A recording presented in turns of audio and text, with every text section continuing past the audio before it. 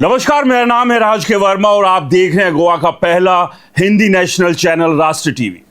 दोस्तों, आज हम बात करेंगे एक ऐसे सिंडिकेट की जो ना सिर्फ हमारे देश की नसों में जहर घोल रहा है बल्कि इसे अंतर्राष्ट्रीय स्तर पर फैलाकर युवाओं की जिंदगी को तबाह कर रहा है।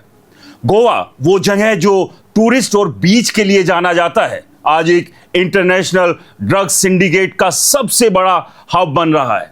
और ये हम नहीं बल्कि ईडी की रेड चीख चीख कर कह रही है। ये रेड सिर्फ ड्रग की तस्करी को उजागर नहीं करती बल्कि मनी लॉन्ड्रिंग, ह्यूमन ट्रैफिकिंग और इंटरनेशनल कनेक्शन के साथ एक जाल को भी सामने लाती है। क्या आप जानते हैं ये नेटवर्क भारत से नेपाल, बांग्लादेश, वियतनाम, थाईलैंड और यहां तक कि नाइजीरिया तक फैला हुआ है। और इसके पीछे की फाइनेंसिंग वो ऑनलाइन ह्यूमन ट्रैफिकिंग से आ रही है, जहां इंडियन यूथ को कमाई का लालच देकर ड्रग कैरियर बनाया जाता है। चलिए सबसे पहले बात करते हैं शुरुआत की। ये सब शुरू हुआ गोवा पुलिस की क्राइम ब्रांच द्वारा दर्ज की गई एक एफआईआर से। दरअसल अप्रैल 2025 में चिकोलना इलाके में 4.3 किलोग्राम कोकीन की एक बड़ी खेप पकड़ी गई, जिसकी मार्केट वैल्यू करीब 43 करोड़ रुपए आंकी गई।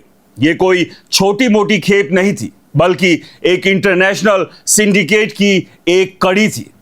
ईडी ने इसी एफआईआर को आधार बनाते हुए अपनी इन्वेस्टिगेशन शुरू की और पाया कि ये ड्रग न केवल भारत में सप्लाई हो रही है बल्कि पड़ोसी देशों में भी और दूर दराज के अफ्रीकी राष्ट्रों तक पहुंचाई जा रही है। जांच में खुलासा हुआ कि इस नेटवर्क में मनी लॉन्ड्रिंग और खास तकनीक का इस्तेमाल किया जा रहा है, यानी लेयरिंग, जहां पैसों को कई स्तर से घुमाया जाता है ताकि इसका सोर्स पता ना चले।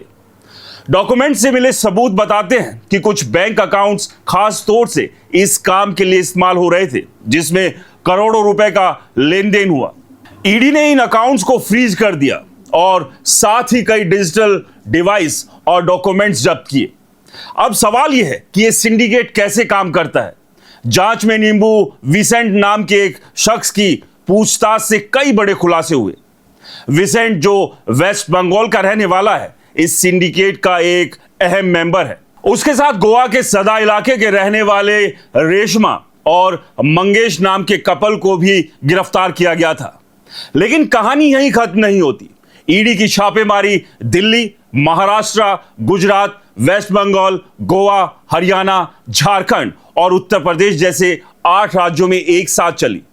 इस ऑपरेशन में पता चला कि गुजरात के बड़ोदरा का रहने वाला चिराग दूधत, जिसकी उम्र महज 32 साल है, इस नेटवर्क का मेन ऑपरेटर था। चिराग न सिर्फ ड्रग तस्करी में शामिल था बल्कि ऑनलाइन ह्यूमन ट्रैफिकिंग के जरिए युवाओं को विदेश भेजकर उन्हें ड्रग कैरियर बनाने का काम भी करता था। जांच में यह भी सामने आया कि सालाना हजारों युवा इस जाल में फंसते हैं, जहां उन्हें हाई इनकम वाली नौकरी का लालच दिया जाता था, लेकिन असल में ये ड्रग खेप को ढोने का काम करते थे। आंकड़े बताते हैं कि भारत में हर साल करीब लाखों युवा ह्यूमन ट्रैफिकिंग के शिकार होते हैं और इनमें ड्रग सिंडिकेट की भूमिका बढ़ती जाती है।